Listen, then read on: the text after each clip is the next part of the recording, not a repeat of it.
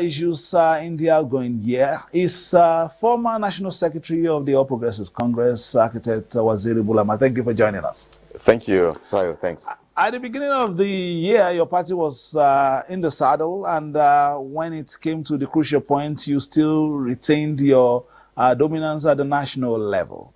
When we look at the transition and what is happening right now, are there any changes, or is it still the same in terms of the direction of state? Well, thank you. The 2023 was a remarkable year. As you clearly stated, as the year came in January, there was a great deal of anxiety. It was election year, transition year. We're approaching the general elections. There was so much anxiety and concerns to the point of schizophrenia in some quarters. But for those of us in the APC, we approached the whole year and the elections, sure-footed, because our party had the size, the spread, and the capacity to do well in the elections. Quite unlike the other elections, as you might have, noticed in our, you might have captured in our previous discussions, most of the parties were either not united. Some of them were promoting identity-based, campaigns and politics, and actually they had serious limitations. So they had no chance of meeting the requirements for victory in the elections, the constitutional requirements of, at least getting 25% of votes cast in 24 states, and also having the highest number of votes.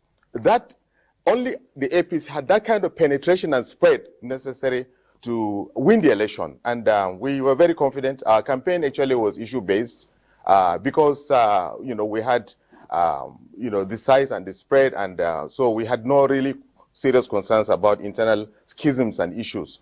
So as well, we predicted and we strategized, and so we won the elections with a very strong candidate who has influence all over the country. We won the election fair and square, and it was affirmed, in the courts, both at the Federal High Court as well as the Supreme Court. And secondly, the institutions of state concerned with the elections, most particularly, for instance, the INEC, the Electoral Management Body, the security institutions, and the judiciary, that all anchored, democracy, they have come of age. They are neutral and more stronger, and they have the trust of Nigerians, and they did very well in managing this transition. We are very happy that the whole year went without any serious crisis or show of lack of confidence or slide into any form of chaos. All this was managed by Nigerians, which is a very great credit to Nigerians, to the political class, to our party, to the institutions of state, INEC, the security institutions, as well as the judiciary. So it was a good year. All right, you touched on something that was a key part of the whole electoral process, and that is the post-election litigations. And let's quickly look at the key points in that cycle, talking about the contestations that eventually went all through to the Supreme Court. Yeah. Now, that was a verdict. And let's review this. Is this now supposed to be the natural cycle?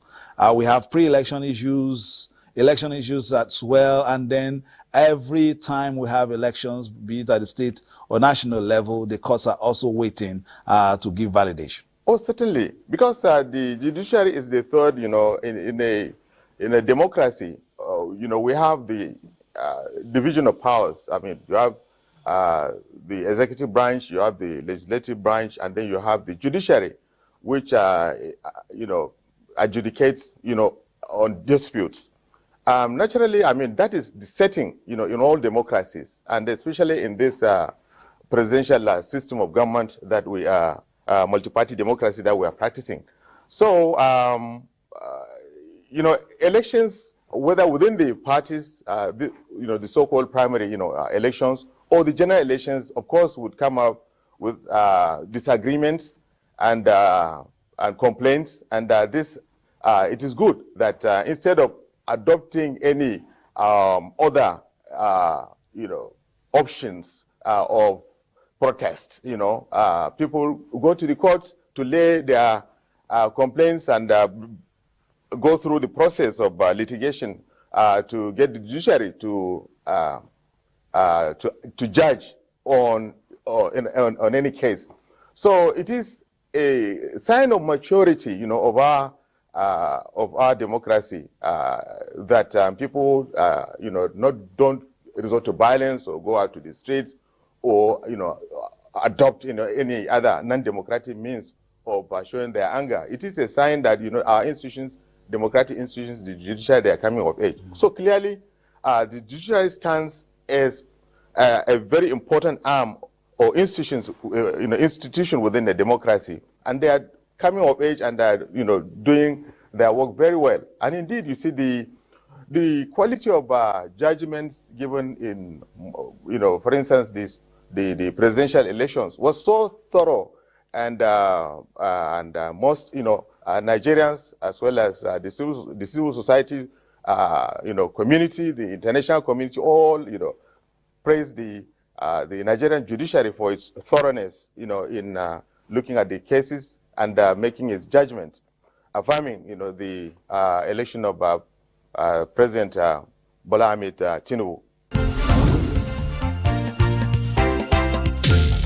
Now let's move quickly to other aspects of, our experiences since the new administration came into the saddle, and that is on the sub-region. Now, we've had issues of a pushback of a new way of leadership, especially those in khakis, in about 4 countries in the sub-region, and especially the ones across our borders. That has been a lingering, issue which President had to tackle almost upon assumption of office.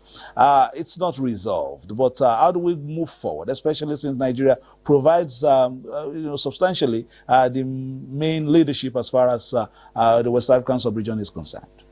Nigeria makes up about 70% of the, total population of West Africa.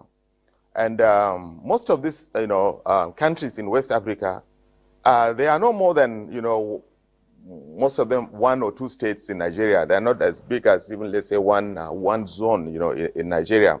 These states are fragile. They are vulnerable. They are also, their systems are very weak, and they are also they can easily be interfered, by outside forces. So that is why, because of their fragile nature, weak institutions, small state status, they are unstable. But so that is why you see, easy change in government, that is happening, or set the setback, democracy is witnessing. But Nigeria, is a bulwark against all this sorts of fragility. The Nigerian elite, the Nigerian leadership, the Nigerian citizens have agreed that, we would be a democratic nation. We would safeguard the democratic system. We would keep on improving on the democratic system to ensure that it works well for Nigerians. Clearly, of course, even our democratic system has, of course, a lot of shortcomings, a lot of flaws, a lot of dysfunctions, and but we are ready to improve on that and take our role as the promoters of democracy, not just for the good of our own country, but also as a leader, as a leading nation in Africa, and as a big democratic, nation, on the planet. All right. So domestically, yeah. In November, we had the 3 states of cycle elections. Was there any marked improvement from the general election? Yeah, indeed there is. There was improvement. There is no doubt. Especially, coming from where we were in 1999 through, up to 2023, where in those early years, there was a great deal of, bad practices, accompanying elections. Now, whatever it takes, we know that people vote and votes count. That is very significant. And you see, the electoral management system has improved in Nigeria, and this was carried to the states. So these elections saw little violence, even though there was, of course, intimidation, at many local levels, which indeed is also bad, but then violence on a level that is disruptive never took place in those states.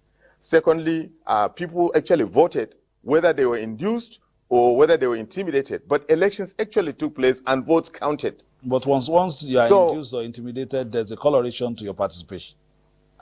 So at least, the point is, yes, this is an area that the entire political class, also sees as a dent, and they are seeing it with concern. And I believe that National Assembly, when it embarks on the review of the Electoral Act, these issues will be taken into consideration. Clearly, you see, the quality of democracy at the state and local government levels is far, far below what is obtained at the federal level. It is far, far below expectation. We have to straighten out the quality of democracy and democratic institutions and practice at the state level and at the local government level. I believe that the National Assembly too should be encouraged, to amend the constitution and our laws, and all our, colleagues within the political space should also key into ensuring that there is democracy, full-blown democracy at the local government level, because that is the main gateway to political and economic inclusiveness. That is actually the solution to the issues of ungoverned territories, ungoverned states, crime, and organized crime all over this country. Finally, just in a few short words, yes.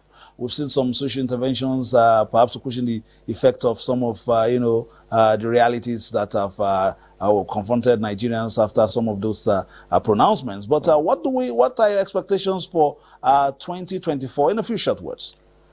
Well, I believe that there will be more responsiveness to concerns of the people. There will be greater response, especially to issues of insecurity in the country, because under this insecurity, you see, we cannot live well, comfortably. We cannot produce, we cannot farm, we cannot move from one city to the other freely. And this actually is a very serious matter. We believe that more attention will be given to issues of, insecurity. There is also, issues of poverty induced largely by, inflation arising from this, some of these new policies, as well as the fact that most people are not employed. You see, industries are not working and so on. So we believe that the issue of poverty will be addressed squarely, directly and indirectly. And of course, improvement in infrastructure, particularly electricity supply, would also, there will be improvement in electricity supply. There is also, of course, as you can see, improvement in fuel supply and energy security, because Port Harcourt refinery is coming on board, Dangote refinery is going to come on board, and the other three refineries in Wari as well as in Kaduna, they're also coming on board. So we believe that there will be more facilities and opportunities for employment, for addressing poverty in the coming year. And perhaps a general reduction in the cost of living. Of course. That has been our program. Hopefully, when we return again for the next episode, that will be part 2 of the review of 2023, with a big part looking at putting an eye on 2024. Our guest today has been architect Waziri Bulama, former National Secretary of the All Progressives Congress. Thank you for coming, and hopefully in 2024 you also oblige us when we call you. That has been the program for